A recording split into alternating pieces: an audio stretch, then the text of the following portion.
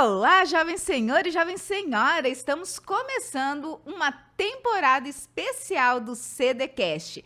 É isso mesmo, não podíamos deixar de encerrar o ano com uma temporada especial de Natal.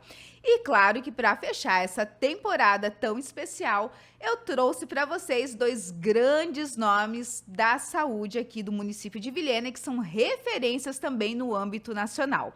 Nós vamos receber nessa temporada a doutora Simone Lucato, neurologista, e doutor Flávio, endocrinologista. Hoje, nesse episódio, nós vamos conversar primeiramente com essa neuro super top, super querida, uma neuroblogger fantástica, que é a doutora Simone Lucato. Doutora, seja bem-vinda ao nosso CDcast. Olá, Camila, é um prazer estar aqui com vocês e hoje a gente falar dessa ligação que tem entre a medicina e a advocacia, que muitas pessoas não conhecem, mas existe essa relação, e trazer uma informação um pouco, um bate-papo aqui pra gente. Olha só, eu sei que todo mundo deve estar se perguntando, né? O pessoal já está acostumado aqui a ver essas interações, né? Já recebemos aqui psicólogo, fisioterapeuta, contador, servidor da Justiça Federal e hoje médicos.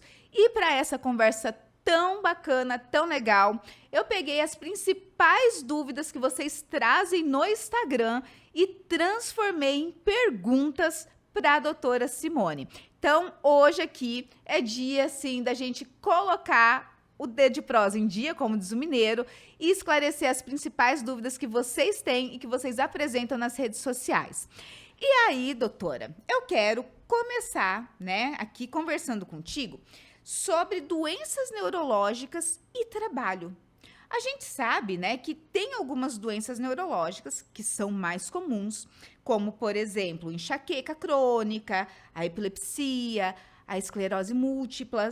E aí a gente gostaria de saber como é que essas doenças afetam esse trabalhador, como é que afeta essa questão do trabalho?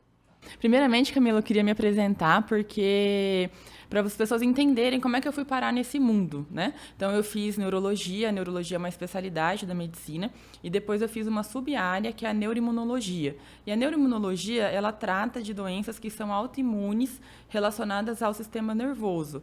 Então, o que é uma doença autoimune? É quando as células de defesa da pessoa que era para defender acaba atacando algumas estruturas do corpo. Então, por muito tempo, eu trabalhei especificamente nessa área.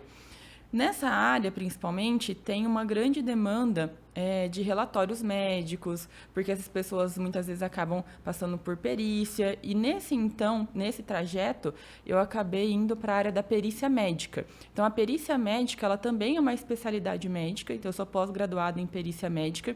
No Brasil, ela é junto com a medicina legal, que nos Estados Unidos é conhecido como medicina forense, né? Então, no Brasil, a especialidade de perícia médica e medicina legal, ela é considerada uma especialidade médica com registro, com tudo certinho. E também depois eu fiz medicina do tráfico, que é o popular conhecido como o médico do Detran, né? O pessoal acha que o médico do Detran é oftalmo, mas na verdade a medicina do tráfico, ela também é uma especialidade. E por que eu fui nessa área? Porque as doenças neurológicas, elas são as principais doenças que acabam evoluindo com limitações, tanto para o trabalho como para dirigir. E aí eu acabei indo para esse mundo. Disparado, assim, na neurologia geral, a doença mais comum é a dor de cabeça. Então, a gente divide entre aquelas dores de cabeça que estão relacionadas a uma doença mais grave, por exemplo, um tumor, uma hemorragia, uma trombose. E a gente tem aquelas dores de cabeça que são primárias, que a gente fala, que são da própria cabeça, porque os nervos, as estruturas do cérebro, elas se inflamam e a pessoa tem dor de cabeça. Então, o arroz com feijão, digamos assim, do consultório do neurologista é a dor de cabeça. Em segundo lugar, né, a gente tem a epilepsia.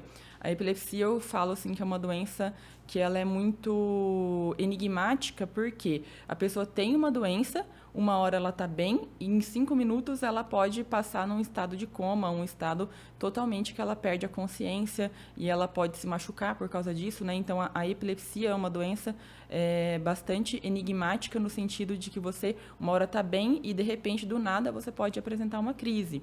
Então, a gente falou da enxaqueca, a gente falou da epilepsia e a gente falou agora das doenças autoimunes da esclerose múltipla. É esclarecer que a esclerose múltipla, como às vezes o termo esclerosado, né? As pessoas acham que é uma doença de pessoas mais velhas. Mas não, a esclerose múltipla ela comete principalmente pessoas jovens, pessoas que estão na fase ativa de trabalho. Então, por isso, quando a pessoa tem o diagnóstico, e muitas vezes ela pode ter limitações tanto cognitivas como motoras, a gente acaba estando muito relacionada a essa parte da perícia médica, da parte de relatório médico. Então, por isso que eu acabei seguindo nessa linha. Olha só que legal. Vou até aproveitar aqui o gancho da Simone, porque essas doenças, sabe, trazem realmente as situações que são muito reais. Foi até muito legal, sabe, doutora, falar aqui a respeito, né, da medicina do tráfego. Sabe por quê? Me recordei de um caso que a gente teve no escritório recentemente. Ela era motorista de caminhão, ela caiu do caminhão e aí, decorrente disso, teve uma série de problemas de saúde e o que aconteceu? Chegou lá na hora de renovar a habilitação, né? A junta, né, médica proibiu ela de voltar ao trabalho. E foi bem interessante, não é que ela proibiu, mas rebaixou a carteira, o que impede ela de continuar trabalhando. E aí foi bem interessante porque a junta era composta justamente por um médico do trabalho e 2 oftalmologistas. E o que aconteceu? Com a redução da carteira, ela não pôde voltar a ser motorista, o que, por consequência, causou uma série de prejuízos, né? Então, muito importante trazer esse parecer que as pessoas, às vezes, não dão importância, viu, doutora? Pro laudo médico. Exato. Então, a pessoa que tem o AER lá, né, na carteira, então, na carteira de habilitação, tem aquelas observações. Cada letra daquela tem um significado. Quando tem o AER, é aquela pessoa que faz atividade remunerada. E as pessoas com atividade remunerada, a gente tem um cuidado a mais. Então, pessoas que transportam transporte escolar, pessoas que têm carteira E, que é a carteira de caminhão. Então, essas pessoas, a gente tem um cuidado redobrado na avaliação. E as pessoas acham que o médico do Detran é oftalmo, né? Eu fui no oftalmo. Na verdade, é um médico do tráfego que a gente fala. É um médico que, em grande parte, de formação, eles são oftalmo, né? Por isso que acabou tendo essa cultura de que é oftalmo.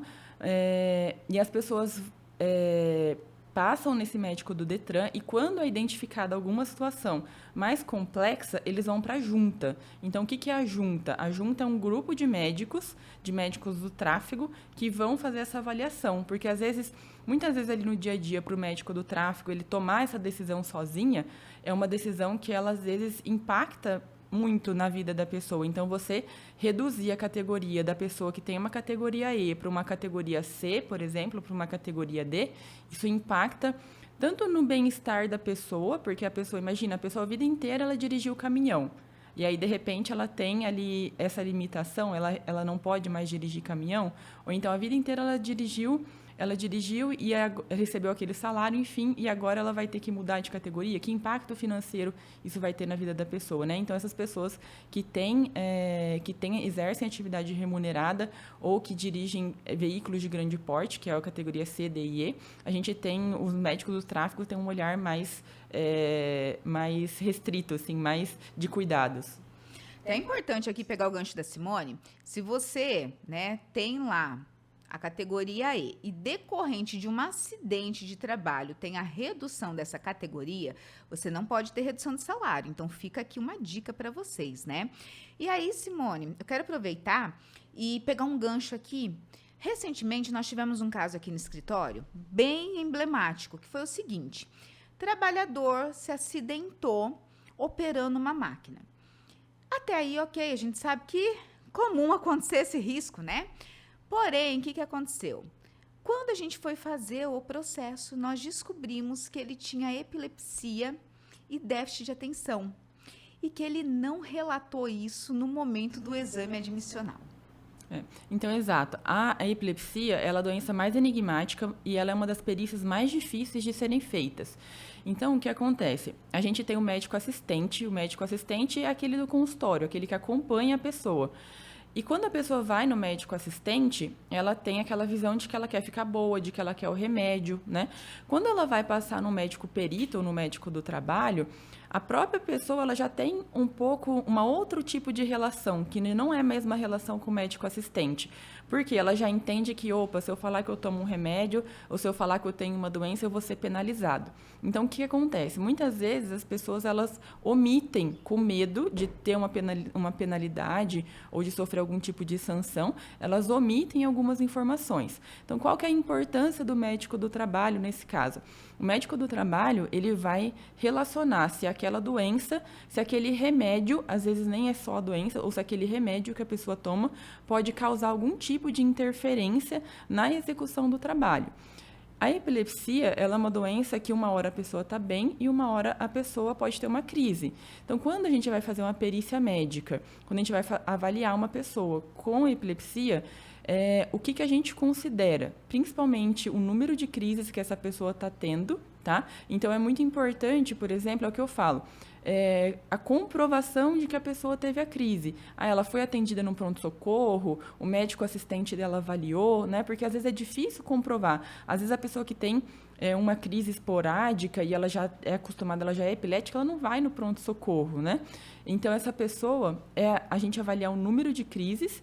Em segundo lugar, o risco de crise. Porque, por exemplo, se é uma pessoa que teve um AVC grande, então ela tem uma lesão no cérebro, ou que teve uma outra doença que lesionou esse cérebro e ela está tendo convulsão por causa dessa lesão, o risco dela ter uma nova crise é muito alto. É diferente de uma pessoa que tem uma crise esporádica, que ela já foi investigada, a gente já entendeu que é uma crise genética e que não tem uma lesão específica no cérebro. Então, por exemplo, eu avalio.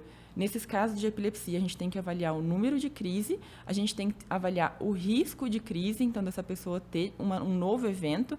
Se é uma pessoa que ela é aderente ao tratamento, se ela toma os remédios corretamente, e se esse remédio que ela toma está tendo algum tipo de efeito colateral. Porque, às vezes, é uma pessoa que ela está há 3 anos sem crise, mas é uma pessoa que ela está há 3 anos sem crise porque ela toma altas doses de remédio.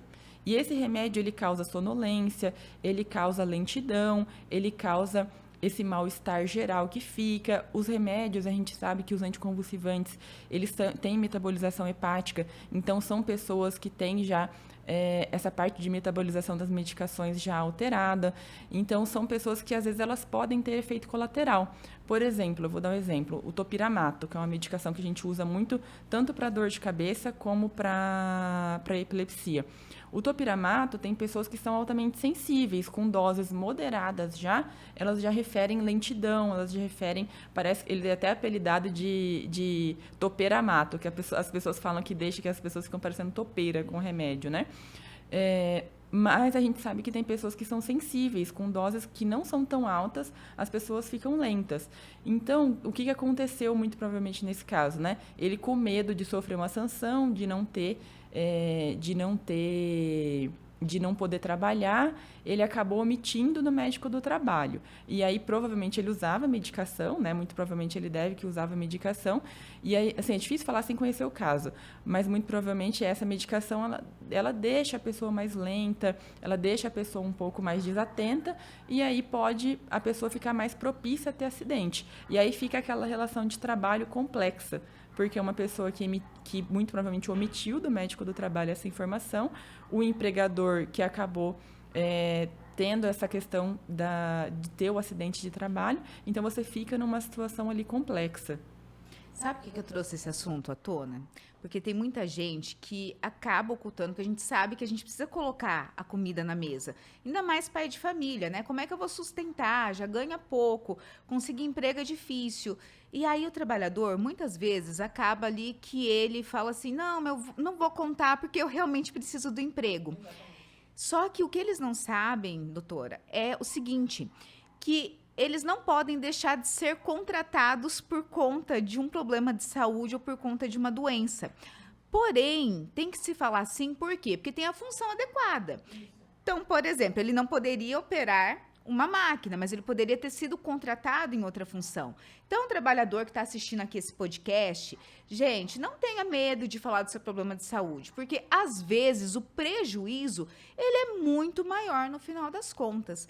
Mas sabe que você tocou num dado bem sensível, que é dúvida de muita gente, né? E aí o que acontece? Eu, como médica assistente, então médica de consultório, né? Às vezes a gente se pega em situações complexas. Por quê? O paciente com epilepsia, ele quer que eu falo, às vezes, que eu coloco no relatório, não, doutora, eu não tô tendo crise, porque ele tem que levar o relatório no médico do tráfego, né? Que é o médico do Detran, porque ele quer dirigir. Mas aí, ao mesmo tempo, ele quer que eu coloque no relatório que ele teve a crise porque ele precisa do remédio, às vezes ele pega remédio no SUS, às vezes ele, enfim, né, para outras coisas. E aí eu fico numa situação complexa, né? Eu falo assim, eu tento ser assim, eu não posso mentir, omitir ou nada. A gente tem que colocar a situação real, porque é uma situação de proteção. Principalmente para os pacientes que dirigem, eu falo isso porque se é uma pessoa, se você tem epilepsia, você está tendo crise convulsiva, o médico perito, o médico do tráfego entendeu que você não pode dirigir, a gente tem que acatar. Porque é o seguinte, se você está dirigindo, você convulsiona e você atropela alguém, ou você mata uma família, ou você faz qualquer coisa, em que situação essa pessoa vai se colocar, né? Então, às vezes, por uma questão... a gente sabe que dirigir é uma questão de independência muito grande, né? Até dos meus pacientes com demência, assim, com Alzheimer, eu tento prolongar isso ao máximo, né? Mas a gente sabe que a questão de dirigir, ela não envolve só a pessoa, ela envolve todo um complexo, outras pessoas, a gente envolve, enfim... Uma atividade que é altamente demandante, a questão da direção, que você depende de muita atenção. Então, eu sempre falo isso. Tá, e se você bater o carro sozinho, é uma coisa, mas se você atropelar alguém? Se você tiver uma crise convulsiva, uma crise desperceptiva e bater em uma família e bater em alguém, né? E outro exemplo, Camila, que eu sempre falo sobre essa questão de função, né? A pessoa tem uma doença. E aí, sobre a questão de função, eu sempre dou o meu exemplo, porque eu fraturei a minha mão. Então, eu tenho uma limitação de movimentação na minha mão esquerda. Só que eu sou médica clínica, eu não opero. Então, eu tenho uma incapacidade, eu tenho uma doença, eu tenho uma lesão, eu tenho uma incapacidade, só que essa incapacidade, ela não gera uma dificuldade para a profissão que eu exerço hoje, que é médica clínica. Talvez, se eu fosse uma cirurgiã plástica, se eu fosse uma cirurgiã oftalmologista, que eu dependesse de movimentos finos e de uma destreza maior, essa mesma lesão iria me gerar uma incapacidade. E aí, essa incapacidade, eu teria que deixar de trabalhar nessa função, ser remanejada, ou partir para uma outra área, né? Só que hoje, para a atividade que eu exerço, essa incapacidade, ela não me gera, essa lesão, na verdade, ela não me gera uma incapacidade para lesão, para a atividade que eu exerço. Então, muitas vezes, isso é um ponto que eu quero que as pessoas entendam também, né? Que é preciso a gente esclarecer. Não é porque a pessoa tem uma lesão que essa lesão gera incapacidade para a atividade que ela trabalha. Então, não é porque a pessoa tem epilepsia que ela não pode trabalhar, mas eu não posso deixar ela trabalhar, por exemplo, com uma operação de uma máquina agrícola, que ela trabalhe, por exemplo, num ambiente que tenha facas ou que tenha objetos cortantes. Então, dependendo da situação, a gente tem que avaliar a sequela que ela tem, a lesão, com a incapacidade para a função que ela exerce. Olha só, daqui a pouco, depois que eu terminar esse podcast, eu vou chamar a doutora Simone ali e a gente vai fazer um auxílio acidente para a doutora Simone, gente. Eu vou aproveitar o gancho que você deu aqui do exemplo, né?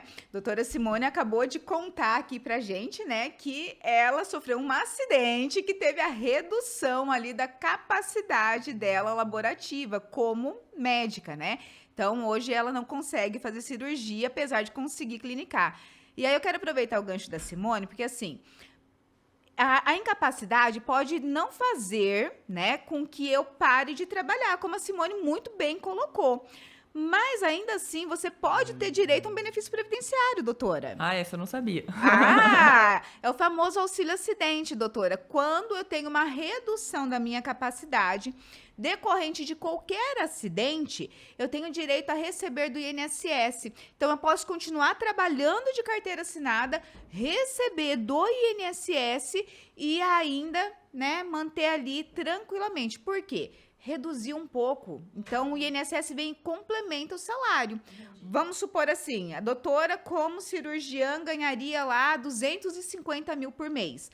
Como não pode fazer e faz só consultório, ganha 50 mil. Então, teve uma redução ali e o INSS, ele meio que supre conforme a incapacidade. Então, depois a gente vai conversar com a doutora Simone, depois eu conto para vocês se saiu auxílio acidente aqui, viu? E isso é diferente da incapacidade temporária, então? É diferente, porque aqui eu fiquei com uma sequela. Inclusive, o INSS, quando eu tenho uma incapacidade temporária, doutora, vamos supor que você colocou lá, né? Vou pegar o meu exemplo, não tenho vergonha de falar que eu sou paciente da doutora Simone, vocês sabem que eu tenho um problema de saúde autoimune, doutora Simone é a minha neuro, inclusive quando ela estava falando do dirigir, eu lembrei do período que ela me deixou suspensa, sem direção, eu queria matar ela, mas eu entendi que era por um bem maior. E, assim, hoje eu voltei a dirigir na cidade, não dirijo na estrada, mas, gente, o que o médico diz é lei, ninguém entende mais de saúde do que ele, então não discutam, tá? E aí, o que acontece? Na temporária, por exemplo, eu, quando fiquei afastada, tive perca de força do lado esquerdo. Então, quando eu voltei a trabalhar, eu recuperei todos os meus movimentos e não foi decorrente de um acidente. Então, no meu caso, não caberia. Agora, no caso, por exemplo, da motorista de caminhão que a gente contou, que ela caiu do caminhão, ficou com sequela, tanto é que reduziu a carteira de trabalho dela. Como a lesão, a sequela, foi decorrente do acidente, quando ela tomar alta do INSS, desse benefício temporário, ela vai ter direito ali a receber esse auxílio acidentário até se aposentar. E quando a gente fala de incapacidade temporária, por exemplo, aqui eu lembro de algumas situações. Por exemplo, o paciente com esclerose múltipla, às vezes, na forma remitente recorrente, ele tem períodos de surtos, que a gente fala, que são períodos que a doença se exacerba. E nesses casos, às vezes a gente tem uma incapacidade que ela é temporária, porque às vezes o paciente precisa ser hospitalizado, às vezes ocorre troca de medicação e a gente precisa desse período para a gente trabalhar. Eu queria que você explicasse até para a gente, para mim assim, qual que é a diferença, por exemplo, de um atestado, até quantos dias é um atestado para uma pessoa que é CLT, né? Quantos dias é uma pessoa que ela tem direito ao atestado sem ter que passar pela perícia e quanto tempo depois, que algumas orientações para os médicos em geral. Por quê? Eu ainda tive a oportunidade de fazer essa pós-graduação em perícia, então eu aprendi bastante sobre documentação médica, sobre atestado, mas eu vejo que a grande parte dos médicos, às vezes, que se formam, eles não sabem, assim, qual que é a diferença de um atestado, quando que passa em perícia, quando não passa. Queria que você desse um panorama, assim, geral para os médicos. Olha, eu e a Simone estamos numa sintonia tão grande, porque a pergunta que eu ia fazer para ela era justamente o que o médico leva em consideração na hora de fazer o laudo afastando do trabalho. Mas vamos lá. O que acontece? O atestado, e aí é uma coisa que eu sempre bato muito na tecla aqui, viu, doutora, com os clientes, né? Ele chega e fala assim, mas o médico só me deu atestado de 15 dias. Eu falo assim, epa, se ele te deu um atestado de 15 dias é porque você precisa só de 15 dias, né? E eu sempre falo, olha, direito no INSS... Você tem, direito no trabalho, você tem. Mas quem vai saber quanto tempo você precisa é o médico. Eu não sou médica, eu sou advogada. Então, o que a gente leva em consideração? O atestado, ele não pode descontar os dias do funcionário. Então, vamos supor assim, o caso mais comum, quem perde, por exemplo, um pedacinho do dedo. Ali a gente sabe que geralmente o laudo é de 15 dias. 15 dias ali é suficiente. Dificilmente vai ter alguém que passe dos 30 dias. Então, o que acontece? Ele nem sai de afastamento pelo INSS. Por quê? A empresa é obrigada a pagar os primeiros 15 dias. A partir do 16º dia é que ele é encaminhado para o INSS. E aí é uma questão muito importante que a doutora Simone trouxe, né? Tem muita gente que fala assim, o médico não quis me dar o laudo. Não precisa do laudo para o INSS. O que a gente sempre precisa, e bate na tecla, que até é uma questão que a gente vai levantar aqui, polêmica, é o atestado com o CID. E aí tem muito colega médico que se nega, né, a colocar o CID. Só que existe uma legislação dizendo que a partir do momento que o paciente assina... Já tô rindo, Camila. Eu sei que você já tá rindo, porque eu falei que eu ia fazer polêmica agora aqui. A partir do momento que o paciente autoriza, né, o CID tem que estar ali. Por quê? É uma coisa que às vezes até ligo para os médicos e falo assim, olha, a gente precisa, porque o INSS não aceita o atestado sem o CID. Atestado sem o CID é indeferimento de benefício, né? Então, assim, qual que é a diferença? Por que a gente pede laudo? Que, na verdade, eu aprendi com a doutora Simone, assistindo uma story dela, eu aprendi que laudo é diferente de relatório médico. E eu aprendi que a gente tem que pedir para o médico o relatório médico. O que, por sinal, me ajudou muito, por quê? É muito mais completo do que o laudo, porque o relatório, o que ele acontece? Narra-se toda a vida do paciente, né, doutora? Desde a primeira consulta. Vamos lá, vamos colocar uns pingos nos is e eu vou fazer uma coisa que eu não gosto aqui, mas é uma correção, tá? Assim, mas é pelo bem-estar social dos médicos e advogados. É o número da CID, tá? Porque é o número, a classificação é a CID. Então, a gente fala o número da CID. Por que o médico não gosta de colocar o número da CID no atestado? Porque existe uma relação de sigilo médico. Então, para a parte médica, da ética médica, a gente não pode revelar o diagnóstico. Quando a gente coloca o número da CID no atestado, a gente está revelando o diagnóstico e a gente está tendo uma quebra de sigilo médico. Então, eticamente, isso não é bem visto. Tá? Então, é por isso que eu vou defender minha parte aqui. A gente não gosta de colocar o CID da doença da pessoa no relatório. Segundo lugar, quem faz laudo quem faz é o perito ou o médico que lauda um exame. Então, o laudo, ele é restrito, a gente sabe que popularmente as pessoas chamam de laudo, né, o relatório médico, mas o nome laudo, ele é restrito para as pessoas que fazem perícia. Então, o médico do tráfico, ele pode dar um laudo. O médico perito, ele pode dar um laudo. O médico legista, ele pode dar um laudo. O médico radiologista, que faz um ultrassom, uma tomografia, ele pode dar um laudo. O médico assistente, ele faz um relatório médico. E o relatório médico, ele faz parte da consulta médica. Em geral, dos meus pacientes, por exemplo, eu sempre faço no final da consulta, porque ele facilita a comunicação. O que acontece? A gente não pode fazer relatório médico endereçado para o advogado, porque também é uma quebra de sigilo médico. Então, o nosso laudo, até eu estou falando laudo já. O nosso relatório, ele tem que ser endereçado ao médico perito, ao médico que vai avaliar. Então, por exemplo, ontem eu fiz um atestado de 365 dias, de 1 ano para uma pessoa. E eu fiz um relatório médico. Nesse relatório, o que é importante constar? A doença que a pessoa tem, a medicação que ela está em uso, se ela tem efeito colateral dessa medicação e o prognóstico. Então, por exemplo, uma pessoa que teve um AVC, que lesou o cérebro e que teve uma parte do cérebro lá que morreu por falta de sangue, um AVC isquêmico. Essa lesão é uma lesão irreversível, então essa lesão do cérebro ela não vai se reverter. O que pode haver é uma reversão parcial dos sintomas. Então, por isso que geralmente a gente pede 1 ano, porque em 1 ano eles vão avaliar e vão ver se os sintomas tiveram melhora parcial. Mas a lesão em si, ela não vai se reverter, a lesão cerebral. Então, nesse caso, a gente tem que colocar o prognóstico, porque isso é muito importante. E por que a gente faz questão de fazer esse relatório?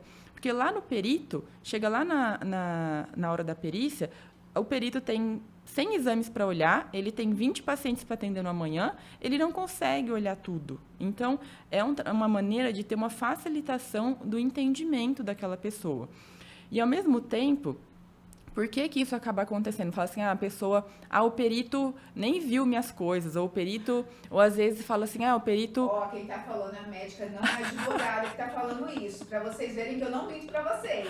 Né? Porque, assim, às vezes são 1000 exames, o paciente ele não tem culpa, ele não sabe qual exame ele tem que mostrar, porque o paciente não tem culpa, ele não sabe se ele tem que mostrar a tomografia, o hemograma, ou o que ele tem. Então, esse relatório, ele é importante porque ele facilita a vida do perito e ele determina esse prognóstico. E tem doenças que elas são progressivas. Então, por exemplo, uma pessoa com uma demência já diagnosticada, uma demência de Alzheimer, por exemplo, é uma doença que ela é progressiva. Às vezes, hoje, essa pessoa é uma demência leve, ela não está impedida de dirigir, Mas daqui a um ano, a gente não sabe se ela vai estar indo capaz ou incapaz para a direção veicular. Então, ela precisa, geralmente nesses casos, por exemplo, eles vão diminuir o tempo da carteira ou eles vão reavaliar no tempo mais curto. Então, por isso que é importante esse relatório médico, para a gente dizer o diagnóstico, para a gente colocar se é um paciente que é aderente ao tratamento, se ele tem efeito colateral do tratamento e, principalmente, o prognóstico e se tem uma chance de reversão parcial ou total ou se é uma doença que ela não tem mais reversão. E aí é isso que as pessoas não entendem, porque às vezes eles chegam aqui no escritório, sabe, e falam assim, não, mas eu tenho aqui um atestado. Só o atestado, gente, não vai ajudar, né? Por quê? Porque ele tem o CID, ok, mas uma das coisas, um dos requisitos, inclusive, que mudou recentemente na petição que a gente faz para o juiz, sabe, doutora? É colocar o prognóstico da doença. Exato. E é por isso que a gente precisa do relatório dessa forma. O relatório, trazendo o prognóstico, ele é bastante importante. E já que você falou na questão da que a gente entrou nessa parte da perícia, Camila, eu queria esclarecer uma coisa para os ouvintes também. As duas perícias, tanto a perícia que é da Previdência do INSS, quanto a perícia que é do benefício de prestação continuada, elas são feitas no mesmo local. Por isso que existe uma confusão. Às vezes a pessoa ela vai lá fazer a perícia, mas ela não sabe se ela está dando entrada via INSS ou via benefício de prestação continuada. E isso acontece por quê? Porque o INSS ele já tem uma estrutura de perícia montada. O benefício de prestação continuada, ele usa a estrutura do INSS. Então, às vezes, a pessoa ela não sabe para que tipo de perícia que ela está indo. Ah, doutora, mas isso faz diferença? Em alguns aspectos, porque da parte médica, não tanto, né? Mas da parte administrativa, que é assim, a parte do direito, né? As pessoas que têm direito ao INSS têm requisitos diferentes das pessoas que têm o benefício de prestação continuada. E muitas vezes eu escuto assim, doutor, o seu laudo ficou fraco, o médico perito recusou a perícia, né? E aí, é o que eu falo, uma pessoa que tem uma AVC, que está andando com hemiparética, que a gente fala, né, que tem uma paralisia do lado do corpo, nenhum médico vai dizer que ela não tem a hemiparesia, ela não tem a fraqueza, ela não tem a dificuldade. Muitas vezes a pessoa ela não se encaixou nesses quesitos do direito, nos quesitos administrativos. E a gente entra naquela questão que a gente falou sobre a dificuldade que eles estão colocando, né? Porque, por exemplo, veja bem, o que acontece? Uma pessoa que é doente, uma pessoa que tem um AVC. Antes ela tinha 2 idosos. Vou dar um exemplo de pacientes meus. Eram 2 idosos. Um teve um AVC. E aí ele ficou acamado e tudo. E a filha levou ele para morar na casa deles. Então, foi para a casa da filha o casal para poder ajudar a cuidar. E aí foram tentar pedir o benefício de prestação continuada. Só que o que eu imagino que aconteceu? Porque foi recusado. Eu acredito que eles juntaram a renda da filha, da esposa, da família, e aí eles não conseguiram porque a renda não permitia direito ao benefício de prestação continuada. Mas em nenhum momento o médico perito falou que ele não tinha o AVC. Ele tinha o AVC. Só que como eles foram para o mesmo núcleo familiar da filha, entendeu-se que a renda da família tinha aumentado. Então, existe essa confusão da administração, do INSS e do benefício de prestação continuada. E aí, eu não vou tirar o nosso da reta, porque tem muitos colegas advogados que têm essa dificuldade de explicar. Mas deixa eu desmistificar aqui. Doutora Simone está usando o termo técnico, né? Benefício de prestação continuada, mas todo mundo conhece ele como bom e velho LOAS, né? LOAS é a lei que deu, né? Que criou esse benefício de prestação continuada. E realmente, doutora, o que acontece, né? É muito comum realmente falar assim, mas o laudo do médico foi fraco. E não é o laudo do médico. Primeiro, que quando a gente fala de BPC, a gente, pelo menos aqui no escritório, eu deixo muito claro, olha, você vai passar por 2 perícias. Porque no BPC, doutora, eles passam por 2 perícias. Primeiro, a perícia social, que é com o assistente social, que vai fazer essa apuração da renda da família, e depois a perícia médica. E aí, o que as pessoas não sabem, doutora, é que o perito do INSS, tá? Tô falando por amostragem aqui do escritório. Esse ano, todas as ações que a gente protocolou de BPC foi da seguinte forma. O perito reconhece a incapacidade, o quesito renda tá ok, mas o pessoal do INSS, eles ganham um valor por negativa. Entendi. Esses entraves a gente já não é muito nosso dia a dia. Exatamente. Aí, o que que acontece? Ele coloca lá que ele concorda com o laudo do médico, que existe a incapacidade, a deficiência, na verdade, porque o que configura o BPC é a deficiência, né? E aí ele nega. E a gente tem que entrar na justiça para sobrecarregar o judiciário e pro segurado demorar mais para receber. E automaticamente o que acontece? Chega lá no judicial, reverte. Exatamente. Então, e outra situação que é muito difícil na neurologia também é a questão de dor, né? Porque o nosso dia a dia é dor de cabeça. E tem pessoas que realmente têm dores de cabeça, assim, que são prolongadas, que são incapacitantes, né? Eu chego a ter pacientes que falam assim, doutor, eu prefiro quando eu vomito, quando eu tenho enxaqueca com vômito, porque as pessoas que estão em volta de mim entendem que eu estou passando mal, né? E a perícia da enxaqueca, da dor de cabeça, ela também é uma perícia muito difícil, porque a dor é uma coisa muito subjetiva, né? Uma pessoa pode ter um nível de dor e a outra pode ter outro tipo de dor, tendo a mesma doença, tendo a mesma comorbidade ali junto. Então, a perícia da dor de cabeça também é uma perícia que ela é extremamente difícil. E aí tem épocas que você precisa, que a pessoa está incapaz mesmo, né? Porque a enxaqueca. O que é a enxaqueca? É uma dor de cabeça que ela é da própria cabeça e tem substâncias inflamatórias que ativam esses gatilhos para dor. E a pessoa tem dor de cabeça latejante, náusea, vômito, tem pessoa que tem zumbido, que tem tontura, dá uma sensação de brain fog, que a gente fala que é uma sensação de nuvem na cabeça. E aí isso gera uma incapacidade, mas você dimensionar essa incapacidade também no dia a dia também ali é bem complexo e acaba gerando situações que às vezes o perito tem que depende desse nosso relatório de acompanhamento para fazer essa avaliação.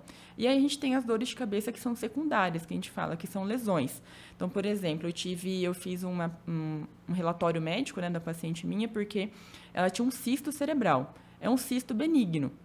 Esse cisto gera dor de cabeça e ela não quer operar do cisto. Então, ela está exercendo o direito dela de não operar, mas também como que eu vou colocar nesse relatório que ela tenha dor, entendeu? E a gente fica numa situação complexa também. O médico fica, o perito fica numa situação complexa também, porque, teoricamente, ela teria indicação cirúrgica de operar, e aí isso gera toda uma avaliação que é complexa.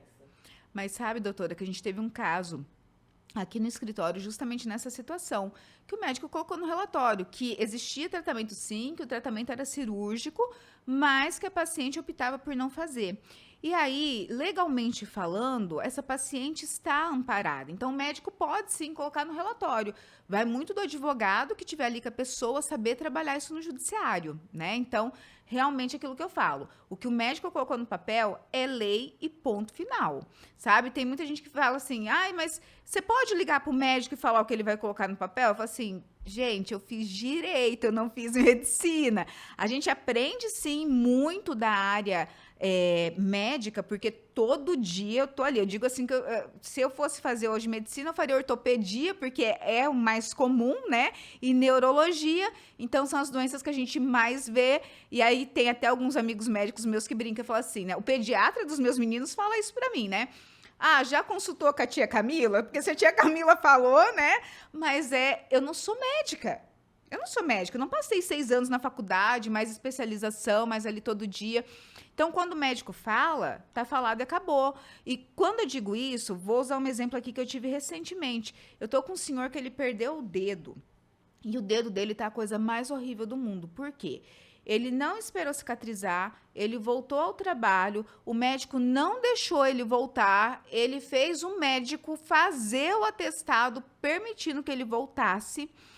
Resultado, ele tá quase para perder o dedo, gente. E eu falei para ele, olha, é o seu dedo, ninguém vai recuperar para você. Se o médico disse, gente, obedece. Eu sei que você tem conta para pagar, mas é pior hoje perder um dedo e reduzir a sua capacidade, né, do que não ouvir o médico. Então, aqui eu sempre digo, a última palavra é do médico. Ah, Camila, eu tô fazendo tratamento com o médico e o médico disse que eu tenho possibilidade de reabilitação. Ótimo, fala pra mim, só pede pra ele, coloca qual a função. E aí, quando fala assim, você pode ligar pro médico? Eu falo assim, gente, eu não posso ligar pro médico. O que eu posso fazer, às vezes, né? Ah, chegou alguma coisa aqui que eu tenho dúvida quanto à doença que aquilo pode causar. É conversar, mas impor nunca, jamais. Mas sabe o que acontece, Camila? É porque, assim, os médicos têm uma formação falha nessa parte. Aí você tem os dois extremos. Às vezes, aquele médico que não sabe nem como funciona o INSS, como funciona uma perícia, como funciona um relatório. E você tem aquele médico que faz o laudo glorioso, que a gente fala, né? Que é um relatório muito exacerbado. Então, você acaba tendo esses dois extremos. E aí, às vezes, o paciente, a pessoa, ela fica nesse meio termo, que ela não sabe para onde correr, né? Porque é o que eu falo, assim, às vezes a pessoa... Eu, às vezes, pego o relatório de médico, assim, desses laudos mais gloriosos que a gente fala, que a pessoa tem 40 CIDs, né? 40 números de CIDs. E aí, eu tento explicar para a pessoa que não é a quantidade de CID que vai fazer ela se aposentar ou ter incapacidade permanente. Ela ter um diagnóstico que gera incapacidade. Ah, então é CID I64, que é AVC. E esse CID I64 gerou uma sequela motora e por essa sequela motora o paciente não consegue andar e essa sequela é irreversível. Ponto, não precisa de mais nada. Ah, é um paciente com esclerose múltipla, é G35, é G35.0. Essa pessoa ela teve um surto recente, ela ficou internada, ela está numa incapacidade temporária. Então, ele vai ter um período de avaliação e depois ele pode, possivelmente, ele vai retornar ao trabalho dele. Então, não é a quantidade de CID, mas sim aquele CID que determina a incapacidade daquela pessoa. Esse podcast tá legal, porque tá numa linguagem fácil, assim, da gente se entender, né?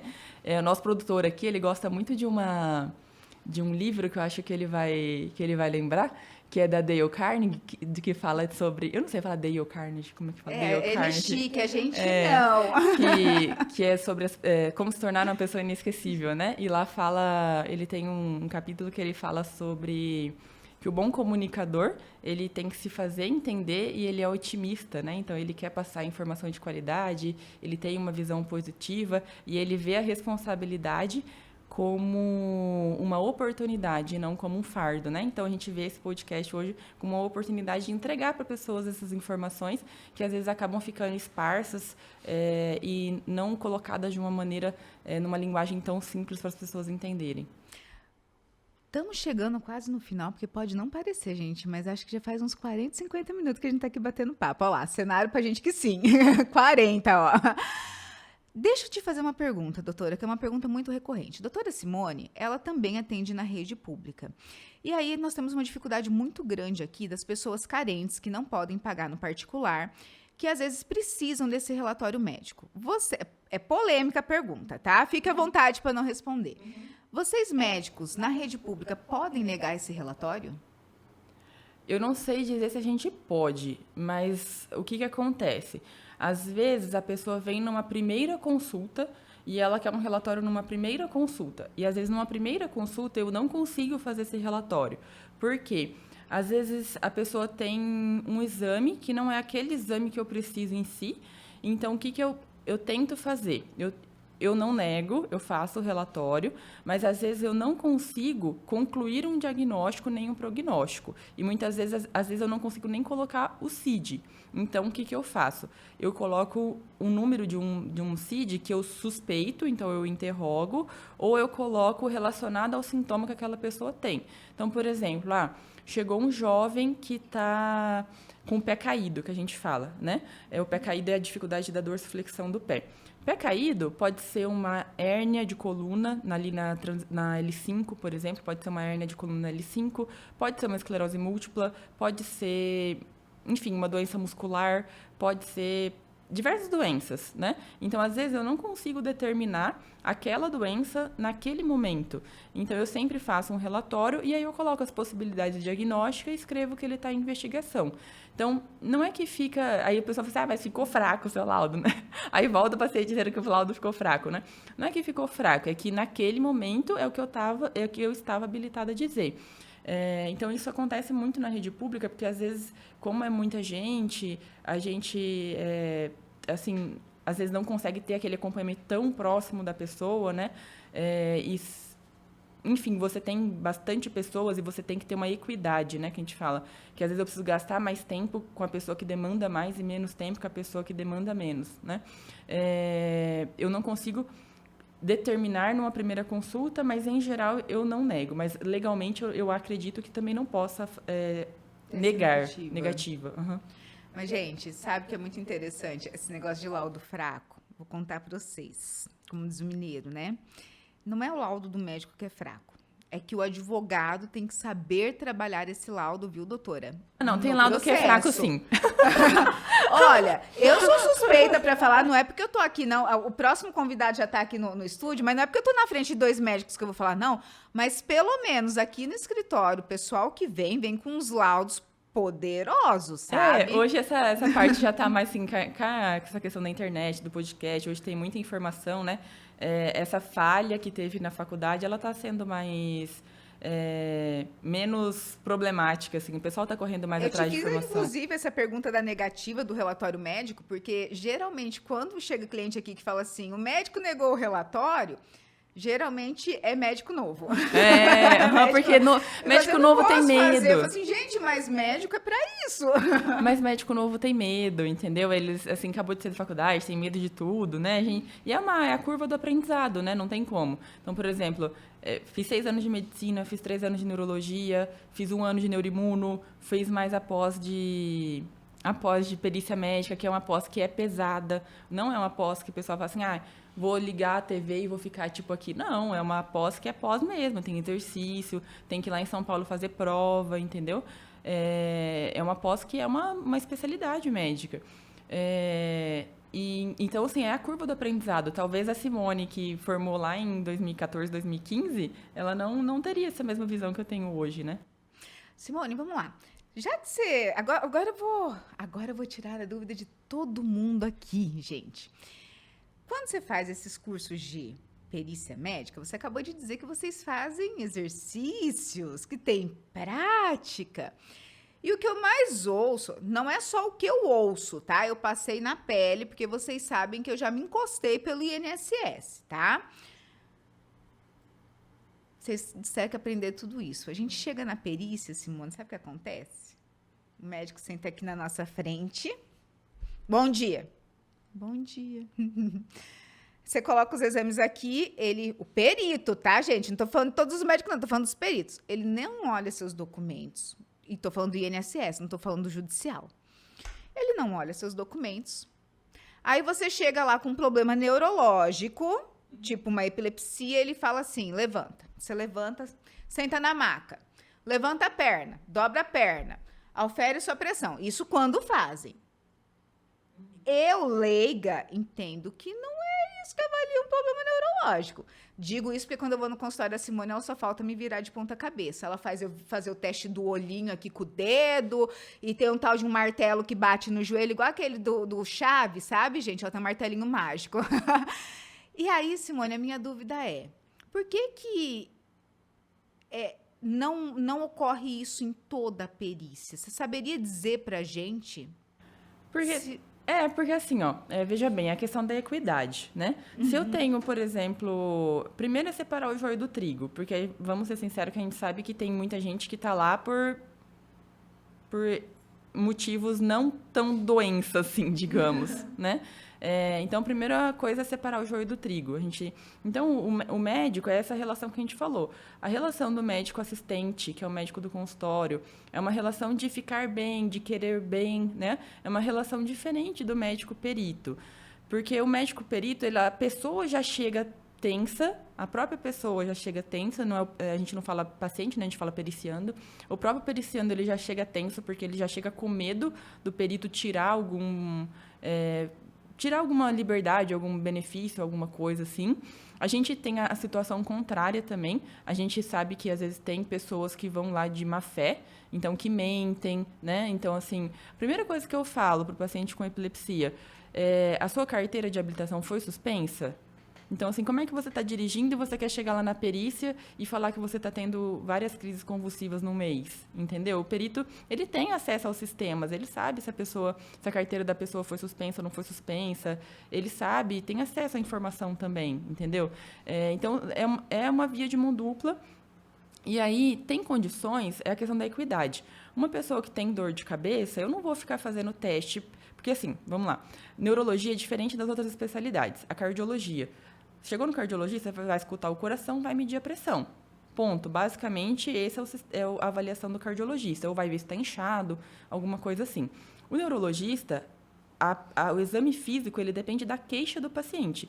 Se é um paciente com Alzheimer, eu vou me atentar ao exame físico cognitivo, eu vou pedir para fazer o teste, as baterias. Se é um paciente com AVC, eu vou me atentar a fazer o exame físico motor, dependendo da área do AVC. Se é um paciente com enxaqueca, eu vou fazer um outro tipo de avaliação. Então, na neurologia, é diferente das outras especialidades, você avalia de acordo com a queixa. E nisso, por exemplo, se chega um paciente que já tem um relatório, num médico que você viu que realmente acompanha o paciente, muitas vezes o perito ele não vai, questionar. E a gente, médico, da hora que os meus pacientes sabem, eu vou buscar eles lá na recepção. Da hora que a hora que eu olho na recepção, eu já olho em relação à família, se já está emburrado lá na fora com a família ou não, para saber se o paciente ele veio obrigado ou não, se a família cuida ou não cuida, o jeito que o paciente se levanta, então se é um paciente que se apoia, se é um paciente que quando anda está puxando. Então, assim, a gente médico, a gente tem esse olhar, assim, às vezes eu não preciso examinar o paciente, às vezes o fato...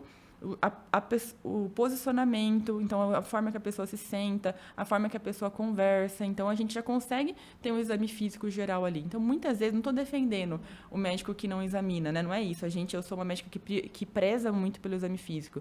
Eu acho que 90% dos diagnósticos, eles estão na conversa no exame físico. Os outros exames, eles são complementares. 90% do diagnóstico está ali, né? Mas, às vezes, o perito, ele entende que não é necessário naquela situação. Não é que eu estou defendendo eles, mas assim, a gente está examinando a todo momento. Né?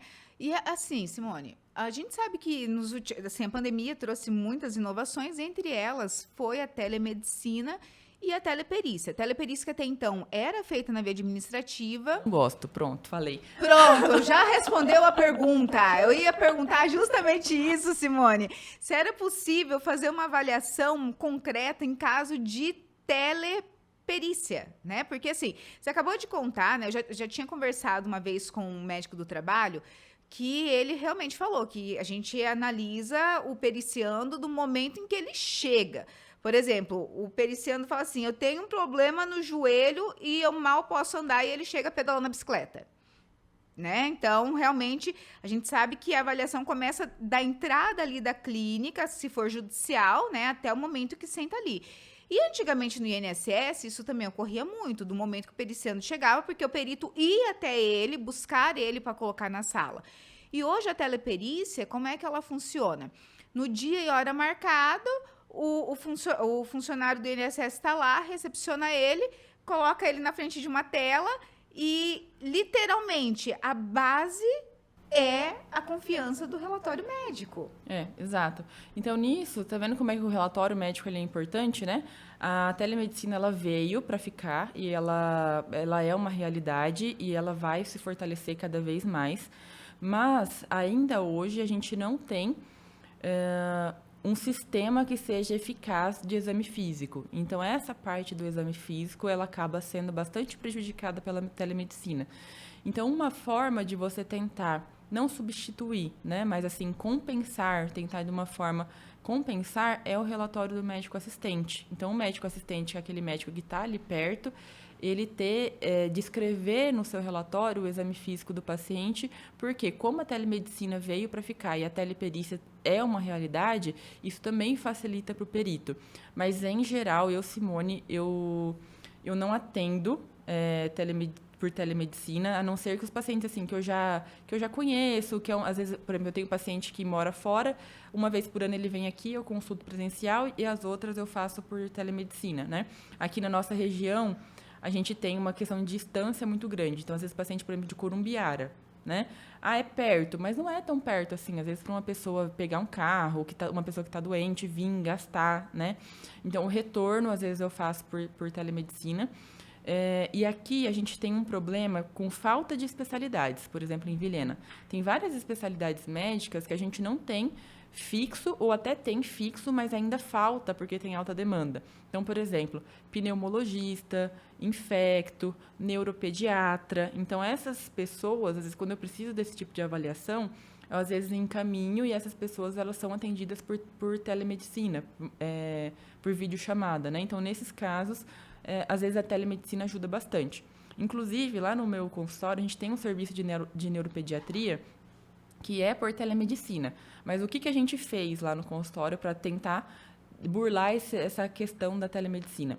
Tem uma enfermeira, essa enfermeira eu treinei para poder fazer esse atendimento. Então, a gente tem a telemedicina por neuropediatra, é uma equipe de Curitiba que faz.